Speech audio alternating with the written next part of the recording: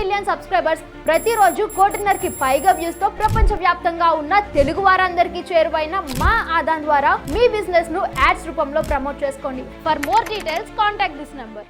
రష్యాలోని కజాన్ నగరంపై శనివారం ఉక్రెయిన్ డ్రోన్లతో దాడులకు పాల్పడినట్లు అంతర్జాతీయ వార్తా సంస్థలు వెల్లడించాయి. మాస్కోకు కేవలం 800 కిలోమీటర్ల దూరంలో కజాన్ ఉంది.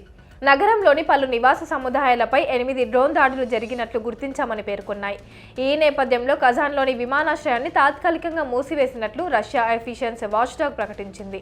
విమానాల రాకపోకలను సైతం నిలిపివేసినట్లు ఆ సంస్థ తెలిపింది.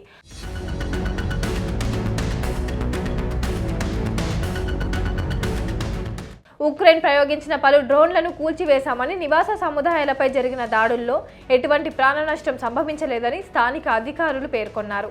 నివాసితులను తాత్కాలిక శిబిరాల్లోకి తరలించామని కజాన్ మేయర్ తెలిపారు. రష్యా సెక్యూరిటీ సర్వీసులకు దగ్గరలోని బాజా టెలిగ్రామ్ ఛానల్ను మూసివేశారు. దీనికి సమీపంలో గుర్తు తెలియని అగ్నిగోళం ఎగురుతూ ఎత్తైన బిల్డింగ్ను కూల్చివేసిన దృశ్యం కనిపించింది. ఇజాస్క్, సరతోవ్ నగరాల విమానాశ్రయాల్ని కూడా రష్యా మూసివేసింది. ఇజాస్క్ రష్యాలోని అత్యంత ప్రసిద్ధ ఆయుధశాలలలో ఒకటి. దీనిలో మిఖాయిల్ కలాష్నికోవ్ తన ప్రసిద్ధ AK-47 assault రైఫిల్ను రూపొందించాడు.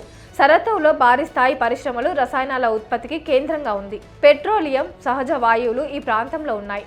Synthetic alcohol, synthetic fibres, acetone, ammonium, సల్ఫేట్లను సరతోవ్ ఉత్పత్తి చేస్తోంది. కాగా కొద్ది రోజులుగా రష్యా వరుస దాడులతో ఉక్రెయిన్పై విరుచుకుపడుతోంది. ఇటీవల 93 క్రూజ్ బాలిస్టిక్ క్షిపణులు, 200కు పైగా డ్రోన్లతో ఉక్రెయిన్పై దాడులకు దిగింది. వాటిలో 72 డ్రోన్లను కూల్చివేసినట్లు ఉక్రెయిన్ ఎయిర్ ఫోర్స్ అధికారులు ప్రకటించారు. యుద్ధం ప్రారంభమైన తర్వాత మాస్కో చేసిన అతిపెద్ద దాడి ఇదేనన్నారు. లక్షల మంది ఉక్రెయిన్ ప్రజలను రష్యా భయభ్రాంతులకు గురి చేస్తుందని, దీనికి బలమైన ప్రతిస్పందన ప్రపంచం ఇవ్వాలి. అప్పుడే రష్యా ఉగ్రవాదం ఆగుతుంది అని ఆయన అన్నారు.